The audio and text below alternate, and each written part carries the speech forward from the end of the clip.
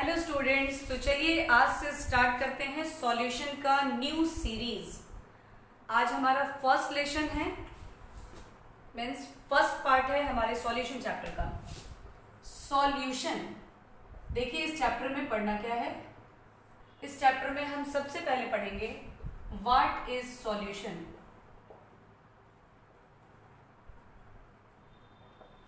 And it's type, इसके कितने type हैं, ठीक है। दूसरे में हम क्या पढ़ेंगे, कंसंट्रेशन मेजरमेंट, यानी कंसंट्रेशन ऑफ सॉल्यूशन को एक्सप्रेस करने के बहुत सारे मेथड्स, जो आप लोगों ने क्लास 11 में भी पढ़ा था बट आप भूल गए होंगे। ये बिल्कुल ऐसा ही है। आप लोगों ने बहुत सारे टर्म्स पढ़े थे वहाँ पे, मास percent, molality, mole fraction, ppm, normality, वो सारे टर्म्स यहाँ हम लोग करेंगे। थर्ड टॉपिक हमारा होगा सॉल्युबिलिटी एंड हेनरीज लॉ। फिर हम पढ़ेंगे vapour pressure and Raoult's law. ये सब नए टर्म्स हैं जो आप लोग को अभी देखने को मिलेंगे। फिर हम लोग पढ़ेंगे ideal and non ideal solution, इनके एग्जांपल्स, इनका ग्राफ और इनका एक्सप्लेनेशन। फिर हम लोग पढ़ेंगे azeotrope and azeotropic mixture with their example. इसके बाद आएगा हमारा वो टॉपिक जो इस पूरे चैप्टर की सबसे बड़ी जान है, यानी कि मोस्ट इंपॉर्टेंट टॉपिक, जिससे क्वेश्चंस मैक्सिमम आते हैं और बिल्कुल आते हैं, वो है हमारा कॉलिगेटिव प्रॉपर्टी। ये कॉलिगेटिव प्रॉपर्टी 4 टाइप्स के होंगे और उन ऑल द 4 टाइप्स को हम लोग विथ फुल एक्सप्लेनेशन यहाँ करेंगे, जो हमारा होगा relative lowering of vapor pressure, elevation in boiling point,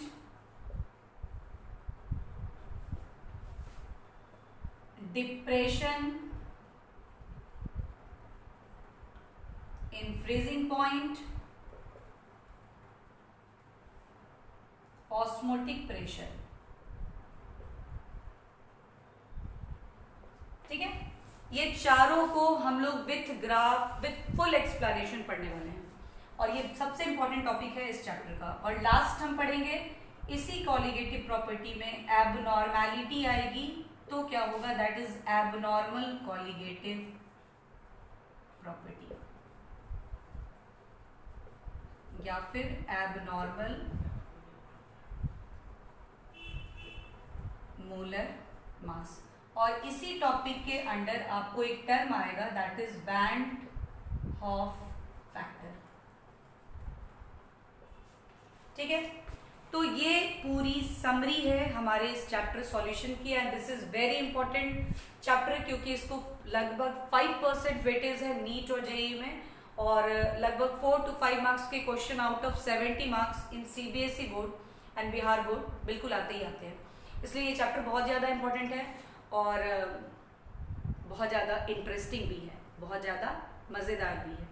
बस आपको मोल का कॉन्सेप्ट क्लियर होना चाहिए, जो बिल्कुल टफ लगता है सभी बच्चों को ये बिल्कुल टफ लगता है, लेकिन यहाँ इजी हो जाएगा, क्योंकि अगर आपने 11th में थोड़ी भी कॉन्सेप्ट दिमाग में रखी हुई है तो यहाँ आके ये बहुत ईजी होने वाला है, कोई प्रॉब्लम नहीं होनी है। और वैसे भी ये मोल कॉन्सेप्ट यहाँ पर है और यहाँ के बाद पूरे चैप्टर में मोलालिटी टर्म जो है वो बार बार आएगा, इसलिए थोड़ा तो सीरियस होना पड़ेगा इस चैप्टर के लिए फ्रॉम द बिगिनिंग। ठीक है, तो आप इसका स्क्रीनशॉट ले लें। ये सारे टॉपिक्स हैं जो हम लोग इस चैप्टर में पढ़ने वाले हैं। आज हम लोग स्टार्ट करेंगे what is solution and what is the types of solution, और इसी टॉपिक के बाद हम लोग थोड़ा इंट्रोडक्शन लेंगे, how to express concentration of the solution. Solution क्या है? ये तो एक बहुत ही आसान सा क्वेश्चन है और सभी बच्चे जानते होंगे। अगर आपसे आप क्लास 8 के स्टूडेंट से भी पूछते हैं तो वो भी बताएंगे भाई सॉल्यूशन क्या है। तो सॉल्यूशन क्या है? सॉल्यूशन द होमोजीनियस मिक्सचर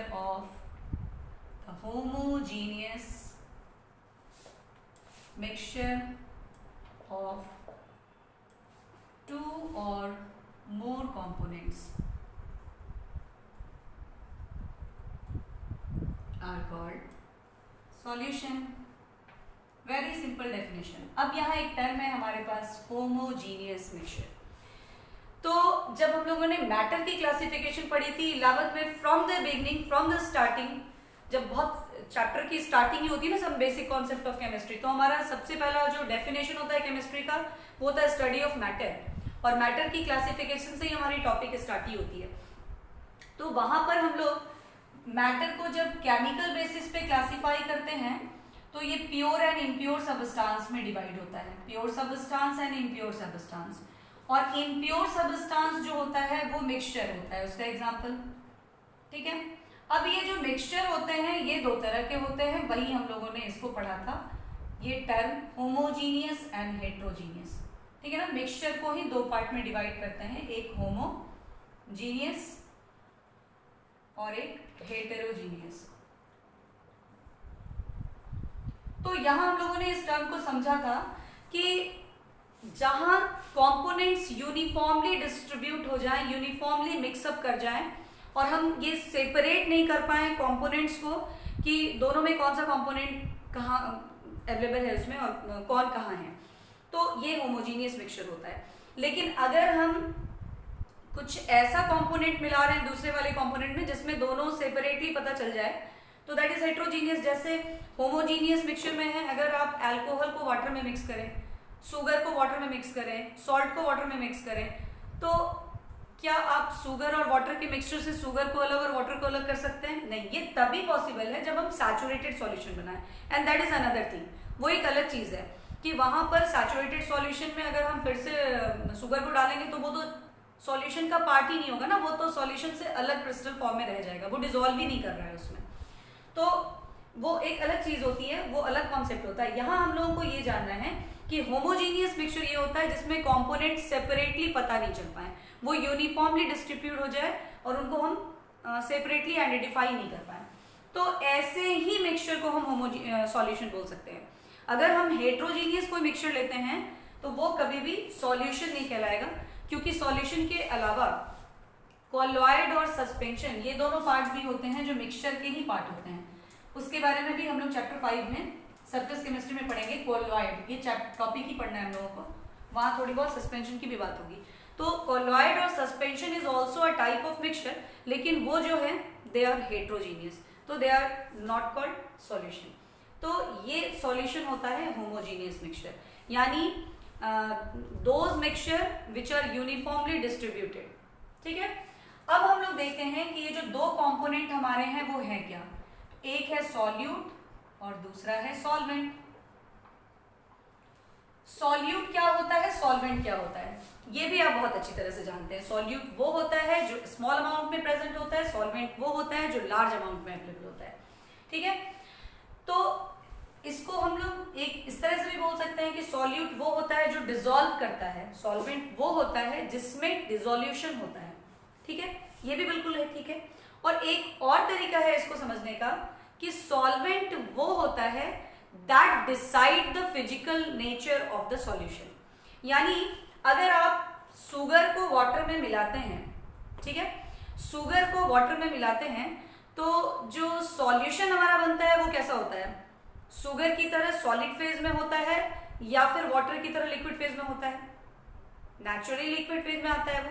तो अगर वो लिक्विड फेज में आ रहा है तो इसका मतलब सॉल्वेंट यहाँ पे कौन है, वाटर है। अगर ऐसा करें हम कि हम चीनी इतना सारा ले लें, बहुत सारा, और वाटर हम बहुत थोड़ा सा लें, जनरली तो हम जब चीनी और पानी, शुगर एंड वाटर सॉल्यूशन की बात करते हैं तो हम लोगों के दिमाग में यही आता है, भाई शुगर क्या है, सॉल्यूट है, और वाटर क्या है, सॉल्वेंट है, क्योंकि शुगर घुलेगा और सॉल्वेंट वाटर जो है घुलाएगा उसको। लेकिन अगर ऐसी बात आती है कि आप शुगर इतना ले लेते हैं और वाटर बहुत थोड़ी क्वांटिटी में लेते हैं, तो क्या वैसे में आप वाटर को सॉल्वेंट बोल सकते हैं? नहीं।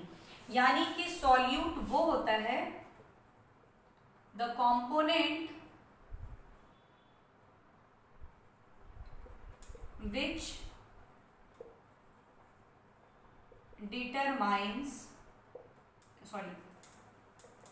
which is present in small amount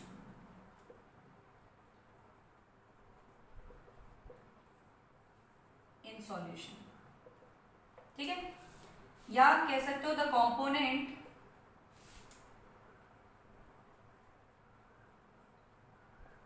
which is to be dissolved, जिसको डिजोल्व होना है। ठीक है, और सॉल्वेंट क्या होता है? The component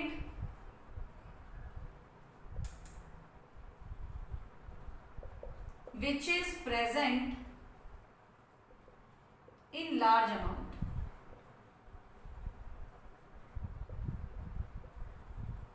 is called solvent.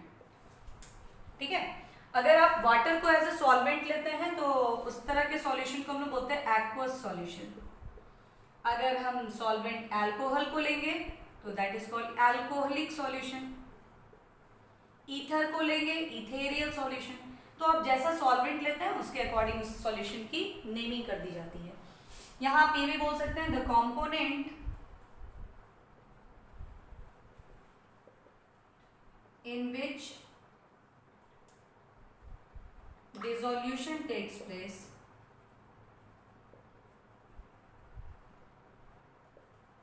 is called solvent। और सबसे इंपॉर्टेंट चीज सॉल्वेंट के लिए हम यही बोलेंगे कि सॉल्वेंट डिटरमाइंस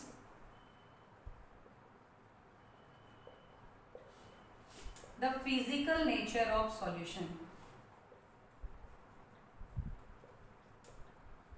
यानी आप बोल सकते हैं कि जो फिजिकल जो नेचर जो होगा सॉल्यूशन का that is similar to the physical nature of solvent. अगर सॉल्वेंट गैस है तो सॉल्यूशन भी गैसियस होगा। अगर सॉल्वेंट लिक्विड है तो सॉल्यूशन भी लिक्विड नेचर का ही होगा। यानी कि सॉल्वेंट का फिजिकल नेचर ही सॉल्यूशन के फिजिकल नेचर को डिटरमाइन करता है। बोलिए कि मैम ये एक सिंपल सा टॉपिक, इतना लंबा लेक्चर क्यों? ये इसलिए क्योंकि जब इस चैप्टर में आप आगे बढ़ेंगे तो आपके पास बहुत सारे न्यूमेरिकल आने वाले हैं। इस चैप्टर में न्यूमेरिकल से भागना नहीं है, उसके साथ चलना है। तो जब आप न्यूमेरिकल बनाएंगे ना और आपके पास बेंजीन एंड टॉलुइन ये दो कंपोनेंट की मिक्सचर दी गई होगी, तो वहां पे क्या होता है ना, आपको पता नहीं चलेगा कि बेंजीन सॉल्यूट है या फिर टॉलुइन सॉल्यूट है, किसको सॉल्यूट ले किसको सॉल्वेंट ले। तो वहां पे आपको ये देखना है कि ऐसा तो नहीं दोनों में से कौन सा ज्यादा अमाउंट में लिया हुआ है। जो ज्यादा अमाउंट में है उसको हम सॉल्वेंट कंसीडर कर लेंगे और जो कम में है उसको सॉल्यूट। तो इस चैप्टर में जब आप न्यूमेरिकल करेंगे ना तो आपको सॉल्यूट और सॉल्वेंट को डिटरमाइन करने में मे भी थोड़ी कंफ्यूजन हो, इसलिए इस कॉन्सेप्ट को क्लियर होना बहुत ज्यादा जरूरी है। जैसे शुगर और वाटर का हम सॉल्यूशन ले रहे हैं, अभी हम आपको बताएं कि शुगर और वाटर का सॉल्यूशन ले रहे हैं। अगर शुगर मेरा कम क्वांटिटी में है और सॉल्वेंट ज्यादा है तब तो शुगर सॉल्यूट है और वाटर जो है वो तुम्हारा सॉल्वेंट हो गया। लेकिन अगर शुगर ही ज्यादा हम ले लेंगे और वाटर कम लेंगे तो फिर यहाँ अपोजिट हो जाएगा, यहाँ पे शुगर को ही सॉल्वेंट कंसीडर करना होगा और वाटर क्या हो जाएगा हमारा सॉल्यूट। तो इन बातों को भी ध्यान में रखना है। ठीक है, तो हमारा सॉल्यूट और सॉल्वेंट क्लियर हो गया। अब हम आते हैं टाइप्स ऑफ सॉल्यूशन। इसको आप नोट कर लें या फिर स्क्रीनशॉट ले लें।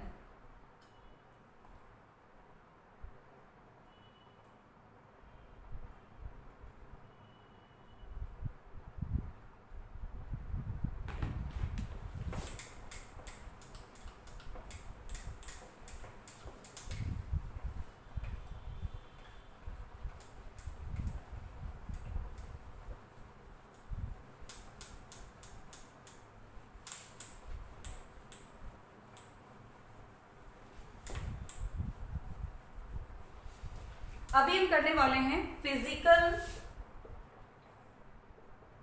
नेचर के बेसिस पर टाइप्स ऑफ सॉल्यूशन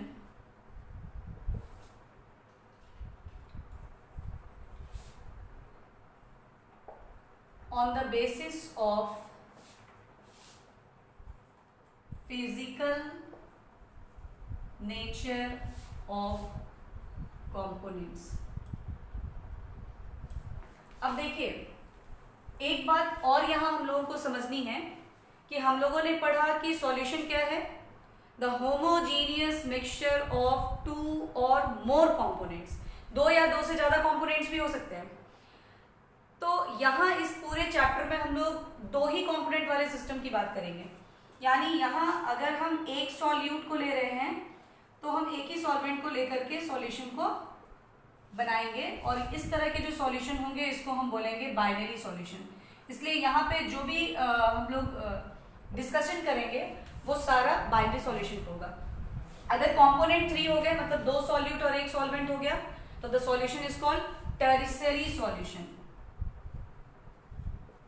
अगर ऐसा हुआ कि मेरे पास 4 कंपोनेंट्स हैं, दो सॉल्यूट और दो सॉल्वेंट, तो that is called quaternary solution.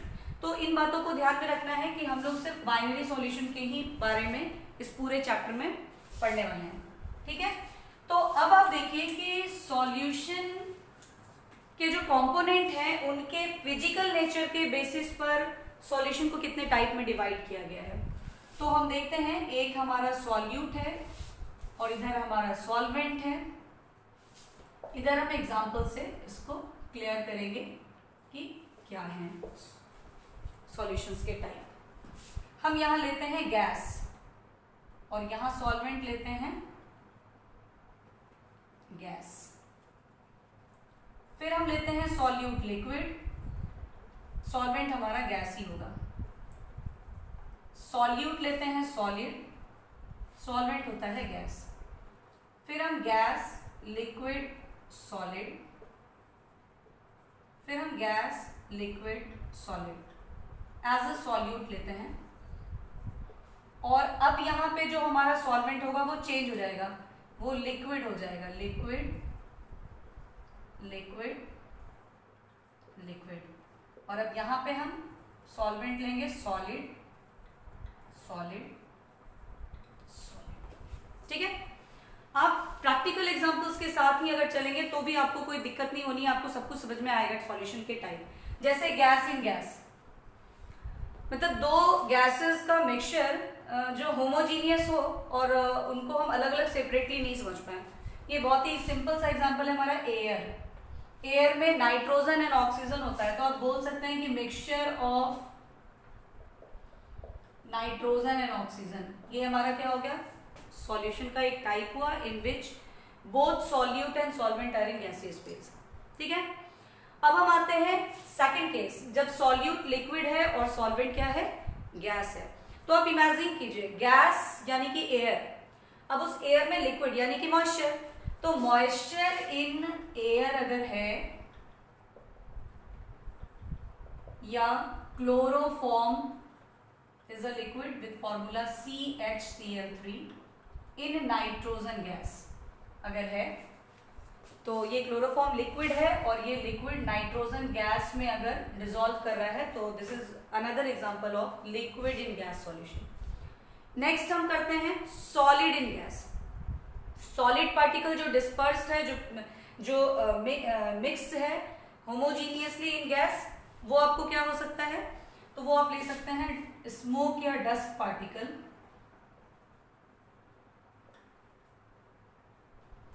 In air, ये भी ले सकते हैं आप, ठीक है। और इसके अलावा आप एक और एग्जांपल ले सकते हैं, जैसे camphor in nitrogen, camphor in nitrogen. इस एग्जाम्पल में थोड़ा सा डाउट होता है इसलिए क्योंकि जो स्मोक और डस्ट इन एयर है इसमें स्मोक सेपरेटली पता चल जाता है, तो इसको हम कॉलॉइड के एग्जाम्पल में भी रख सकते हैं, इसलिए ये बहुत ज्यादा प्रॉपर एग्जाम्पल नहीं ले सकते हम इसको। हम लोग कैम्फर इन नाइट्रोजन को ही ज्यादा अच्छा से लेके चलेंगे कि ये हमारा जो प्रॉपर एग्जाम्पल है कि कैम्फर जब नाइट्रोजन गैस में मिक्स होता है तो वो एक होमोजीनियस मिक्सचर फॉर्म करता है। So this is the best example for solid in liquid solution, ठीक है। बहुत सारे बुक्स में या बहुत जगहों पर ये भी है एग्जाम्पल, बट ये जनरली कोलॉइड में ही रखना चाहिए। नेक्स्ट हमारा आता है गैस इन लिक्विड। गैस जो कि लिक्विड में डिसॉल्व है, ये आप 11th में भी पढ़े थे, हेनरीज लॉ। वहां पे क्या था, CO2 gas dissolve in soft drinks, ठीक है। इसके अलावा O2 डिसॉल्व इन वाटर, तो O2 इन वाटर आप ये भी इसमें लिख सकते हैं, या CO2 इन वाटर या सॉफ्ट ड्रिंक, ठीक है। अब आते हैं हम लिक्विड लिक्विड लिक्विड लिक्विड, यानी कि क्या हो गया, दोनों लिक्विड हो, तो ये बहुत ही आसान सा बहुत ही अच्छा एग्जांपल है, alcohol in water. Beer whisky को पानी में मिलाओ, बन गया सॉल्यूशन। नेक्स्ट है हमारा सॉलिड इन लिक्विड। सॉलिड जो कि लिक्विड में आ रहा हो, तो सॉलिड जो कि लिक्विड में आ रहा हो, इसका एग्जांपल आप क्या बता सकते हैं, ये तो नॉर्मल जो सॉल्यूशन की बात होती है वही ये होता है, यानी शुगर इन वाटर या सॉल्ट इन वाटर, चीनी को पानी में मिलाओ या नमक को पानी में मिलाओ। अब आते हैं ये वाले, क्योंकि जनरली जब सॉल्यूशन हमारे दिमाग में आता है ना, तो सॉल्वेंट एज अ सॉलिड दिमाग में नहीं आता है, क्योंकि लगता है कि लिक्विड में ही ज्यादातर हम लोग इसी को सॉल्यूशन के एग्जांपल्स में लेते हैं। अगर कोई आपसे पूछता है सॉल्यूशन का एग्जांपल बताओ, तो सबसे पहले दिमाग में आता है sugar in water, salt in water, alcohol in water, यानी वाटर ही, मतलब लिक्विड फेज ही हम लोगों को लगता है कि सॉल्वेंट होता है हमेशा। बट यही चीज हम लोगों को अब इस चैप्टर में क्लियर होना है कि ऑलवेज लिक्विड ही सॉल्वेंट नहीं होता है, बहुत सारे केसेस में गैस भी सॉल्वेंट होते हैं और कई केसेस में सॉलिड भी सॉल्वेंट होते हैं। तो ये एग्जांपल बहुत नॉर्मल रेगुलर लाइफ का नहीं है, इसलिए इसको देखें। ये हो गया जैसे H2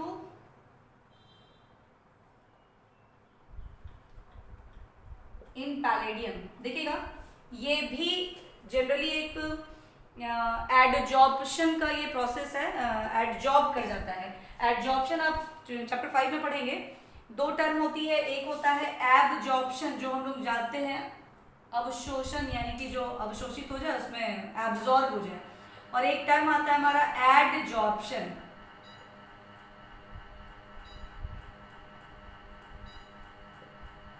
एडजॉर्प्शन, देखिए बस एक स्पेलिंग, एक सिर्फ एक लेटर का डिफरेंस है, यहाँ एब है यहाँ एड है।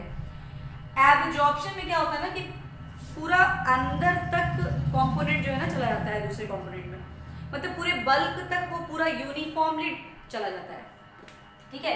लेकिन एडजॉर्प्शन में क्या होता है, सिर्फ सरफेस पे आता है। तो ये हाइड्रोजन जो पैलेडियम के है ना, सिर्फ सरफेस पे आके सॉल्यूशन फॉर्म कर पाता है, तो ये इसका एग्जांपल हो गया, ठीक है। ये जनरली आप कैटलिस्ट की तरह आप पैलेडियम को लेंगे और हाइड्रोजन उसके ऊपर एडजॉर्ब होगा, फिर कोई दूसरा रिएक्टेंट को डाला जाएगा, रिएक्शन होगी, प्रोडक्ट बनेगा, तो वहां पे इसका जनरली यूज होता है।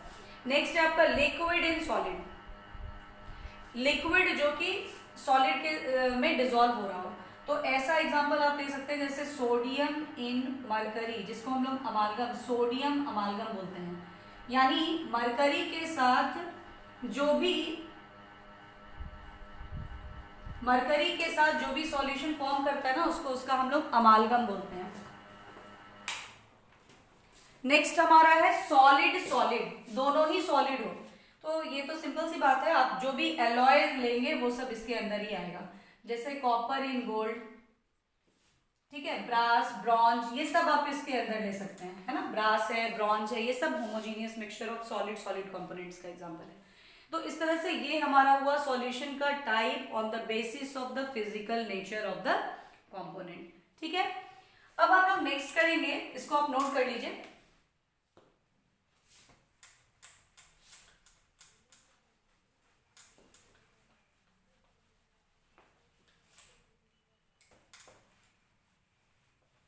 इसके बाद हम लोग सॉल्यूशन का टाइप करेंगे,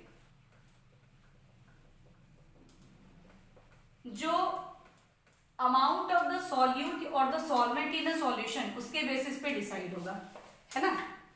तो हमारा टाइप्स ऑफ सॉल्यूशन होगा, types of solution on the basis of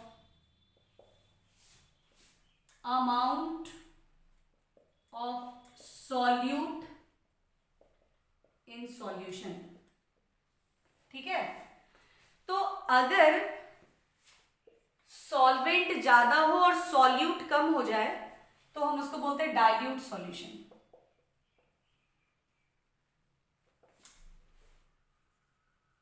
solute is present in less amount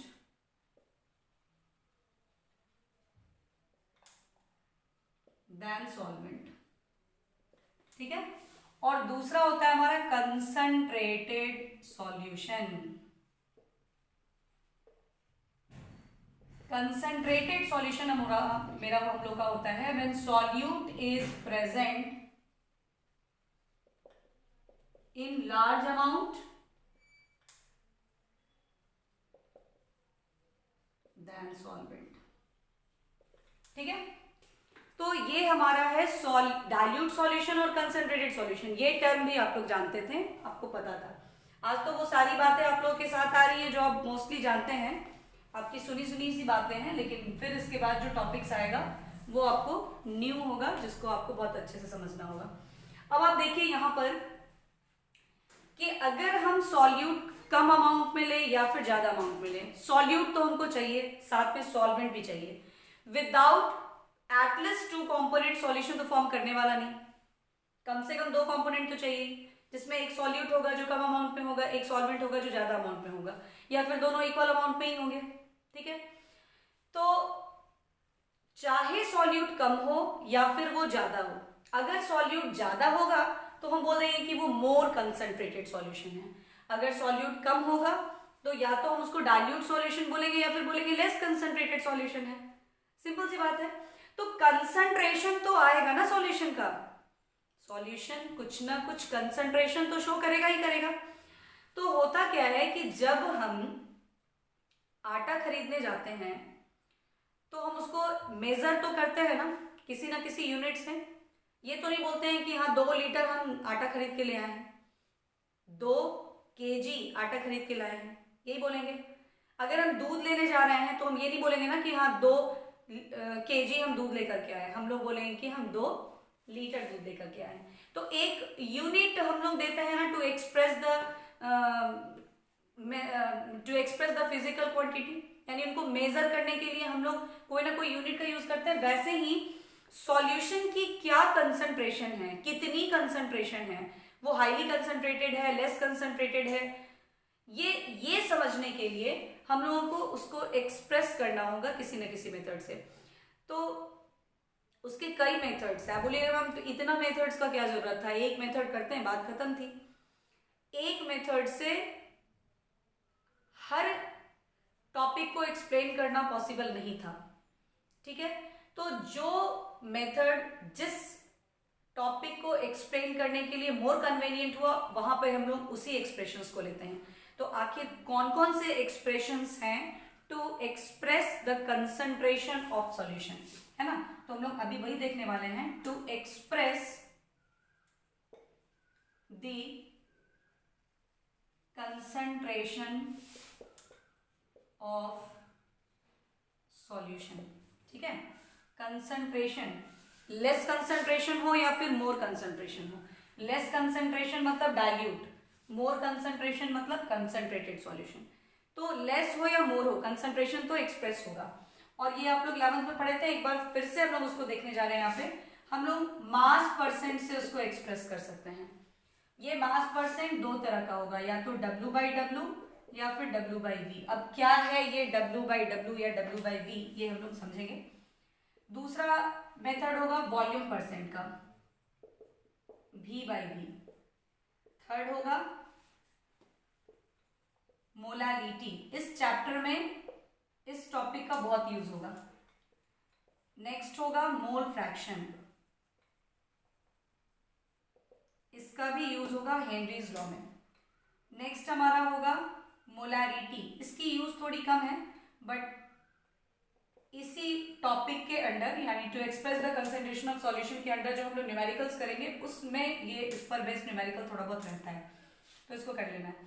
या तो मोलारिटी या फिर हम लोग फॉर्मेलिटी टर्म भी यहाँ पे ही समझ लेंगे। अब हालांकि फॉर्मेलिटी टर्म का यूज नहीं करते हम लोग, लेकिन फिर भी उसको थोड़ा समझ लेंगे। नेक्स्ट टर्म है नॉर्मेलिटी, ठीक है। और नेक्स्ट है आपका ppm, पार्ट्स पर मिलियन,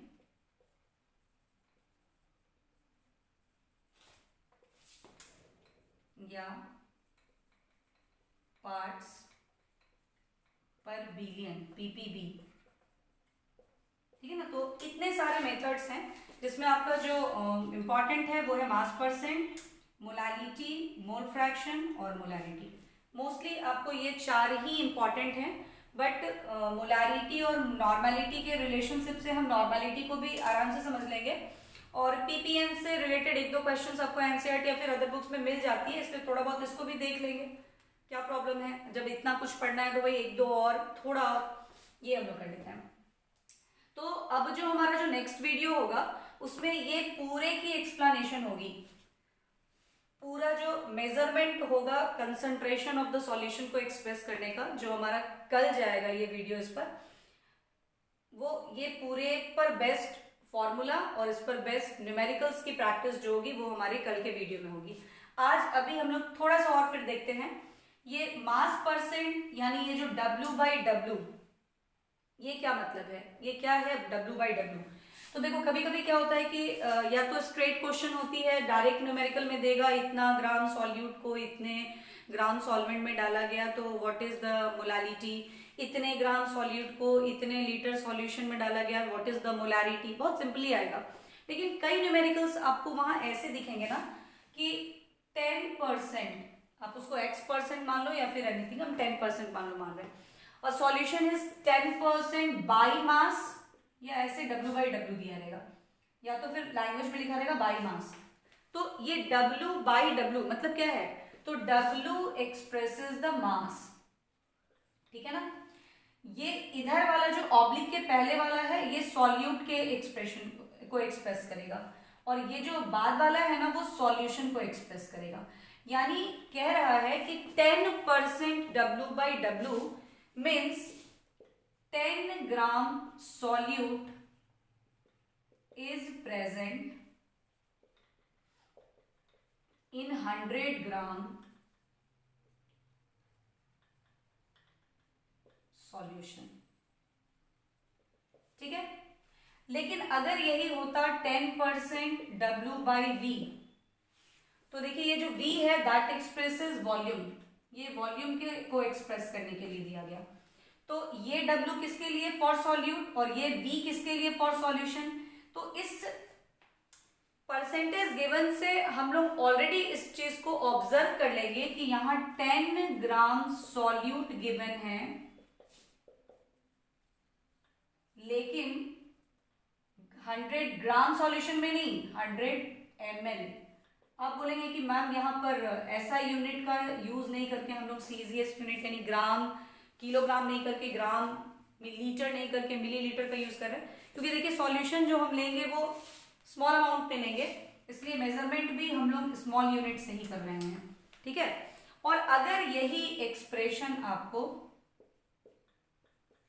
10% V/V दिया हुआ होगा, ठीक है ना, यानी आपको सॉल्यूट को भी वॉल्यूम में ही एक्सप्रेस करना है और सॉल्यूशन को भी वॉल्यूम में ही एक्सप्रेस करना है, यानी कि 10 ml solute is present in 100 ml solution।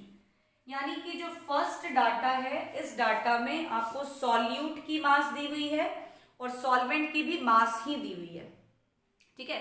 लेकिन अगर कोई न्यूमेरिकल हमको करना हो और वहां पर सॉल्यूशन की वॉल्यूम की जरूरत पड़े, तो मास तो दिया हुआ है, वॉल्यूम चाहिए सॉल्यूशन की, तो वैसे न्यूमेरिकल में निश्चित रूप से कंसंट्रेशन डेंसिटी जो है वो दी हुई होगी। बात समझ में आ रही है। अगर हम कोई न्यूमेरिकल कर रहे हैं, क्योंकि जब आप इन सारे टर्म को एक बार फिर से रिव्यू कर लेंगे तो आप समझेंगे कि कहाँ हमको मास की जरूरत है, कहाँ हमको वॉल्यूम की जरूरत है। तो ये सब कुछ तो हम लोग नेक्स्ट वीडियो में करेंगे, ये पूरे को डिटेल में। यहाँ आपको ये समझना है कि ये डाटा दिया हुआ है तो इसका क्या मतलब है। तो अगर हम कोई न्यूमेरिकल कर रहे हैं और वहां हमको सॉल्यूशन की मास नहीं चाहिए, सॉल्यूशन की वॉल्यूम चाहिए, तो वहां पे सॉल्यूशन की डेंसिटी जरूर दी हुई होगी, ठीक है। और डेंसिटी क्या होता है, मास बाई वॉल्यूम। तो क्या करेंगे हम लोग, मास मेरे को पता है 100 ग्राम है, ठीक है, density is given in the question, तो वॉल्यूम हमारा क्या हो जाएगा, मास बाई डेंसिटी, और हम आराम से निकाल लेंगे, ठीक है। ऐसे परसेंटेज अगर दिए हुए होंगे 10% W बाई V अगर दिया हुआ होगा और हमको जो न्यूमेरिकल सॉल्व करना होगा वहां पे हमको सॉल्यूशन की वॉल्यूम नहीं, सॉल्यूशन का मास चाहिए होगा और उसके हेल्प से फिर सॉल्वेंट का मास चाहिए होगा, तो फिर इस क्वेश्चन में भी डेंसिटी दी हुई होगी, ठीक है। डेंसिटी आपको दिया हुआ होगा, वॉल्यूम आपको क्वेश्चन में है, इस परसेंटेज डाटा से पता चला हमको, तो मास हमारा क्या हो जाएगा, वॉल्यूम इनटू डेंसिटी, ठीक है। तो ये डाटा पहले आपको पहचानना आना चाहिए, क्योंकि देखिए न्यूमेरिकल टफ इसलिए हो जाता है ना, बहुत से बच्चे हैं ना वो पढ़ते हैं बोलते हैं मैम थ्योरी तो बहुत अच्छी लगती है, थ्योरी समझ में आ जाता है, सब कुछ हो जाता है, उसका क्वेश्चन भी बन जाता है, लेकिन जैसे आज मैंने क्विज कराया, बच्चों ने बहुत अच्छा परफॉर्म किया, क्योंकि टॉपिक जो थी वो पूरी की पूरी थ्योरेटिकल थी, तो बच्चे उसको याद कर लेते हैं, वो बन जाता है। लेकिन जब न्यूमेरिकल की बात आती है ना, तो केमिस्ट्री में तो बहुत लिमिटेड चैप्टर है भाई, इतना कम चैप्टर पढ़ना है न्यूमेरिकल का, लेकिन वो हर चैप्टर थोड़ा सा बच्चों को दिक्कत देता है। बच्चे बोलते हैं मैम थ्योरी हो जाती है, न्यूमेरिकल नहीं होता है। न्यूमेरिकल इसलिए नहीं होता है ना, क्योंकि आप एक तो आपको सारे फॉर्मूला बहुत अच्छे से याद नहीं होते हैं, दूसरी में क्या होती है ना कि आप डाटा को आइडेंटिफाई ही नहीं कर पाते कि दिया हुआ क्या है, क्वेश्चन में गिवन क्या है, हमको लाना क्या है, ये अगर आप जान गए ना तो बहुत टफ नहीं होता है इसके न्यूमेरिकल्स को करना। तो सबसे पहले ना आपको ये समझना है कि जो डाटा हमारे क्वेश्चन में दिया हुआ है वो क्या हम बता रहा है, वो क्या दे रहा है, वो किस वैल्यूज को एक्सप्रेस कर रहा है, ठीक है। तो जब कभी भी आप न्यूमेरिकल कीजिए ना, तो आप सबसे पहली चीज की आप गिवन डाटा को पहले निकाल लीजिए कि क्या क्या दिया हुआ है। उसको निकालने के बाद आप क्या करेंगे ना कि क्या आपको आइडेंटिफाई करना है, क्या आपको एम है, क्या आपको निकालना है, उसको आप लिख लीजिए। ऐसा करने के बाद ना आपको ये पता चलेगा कि दिया क्या है, लाना क्या है, वो सारे डाटा से आपके दिमाग में फॉर्मूला आ जाएगा। वो अच्छा डेंसिटी निकालनी है, एज लेंथ दिया है, मास दिया है, ठीक है ठीक है ठीक है, एवोगैड्रो नंबर दिया है, यानी कि Z निकालना होगा, यानी नंबर ऑफ यूनिट सेल्स कितने होंगे। तो ऐसा जब आप करना सीख लेंगे ना, तो न्यूमेरिकल बनाना भी आपके लिए इजियर हो जाएगा, क्योंकि बोर्ड एग्जामिनेशन में या फिर नीट में या फिर जेईई के मेंस में आपको बहुत ज्यादा टफ न्यूमेरिकल नहीं होता। हाँ, एडवांस की क्वेश्चंस जो होती है वो थोड़ी टफ होती है, वहां थोड़ा दिमाग लगाना पड़ता है, लेकिन इन ये जो लेवल्स ऑफ एग्जामिनेशंस है ना, इसमें जो क्वेश्चंस होती है उसमें थोड़ा यूनिट का इधर उधर होता है, थोड़ा सा जो कैलकुलेटेड डाटा होता है वो थोड़ा इधर उधर करके दिया हुआ होता है, लेकिन बहुत ज्यादा जो है ना बहुत ज्यादा सोचने वाला, बहुत ज्यादा मेहनत करने वाला क्वेश्चन नहीं होता है। आपको बस फॉर्मूला सब अच्छा से ध्यान में होना चाहिए, जो भी चैप्टर आप पढ़ रहे हैं। तो जब आप इसका अपना सेल्फ नोट बनाइए ना, तो इन चीजों को आप साइड में कहीं लिख लीजिए, क्योंकि इसके पहले की जो भी बातें हुई थी वो बहुत ज्यादा ना तो इम्पोर्टेंट है या ना बहुत ज्यादा ऐसा नहीं है कि आप भूल जाएंगे, आपको ध्यान में रहेगा। वो सब जो एग्जाम्पल्स हम लोग किए वो नॉर्मली हमारे दिमाग में होता है। तो ये टॉपिक्स जो नए लग रहे हैं, जो लग रहा है कि क्या है, थोड़ा सा अटपटा सा दिख रहा है, लग रहा है, उसको आप अपने सेल्फ नोट में लिखिए, और जब आप रिविजन कीजिए तो फिर आप इन टॉपिक्स को जरूर देखिए।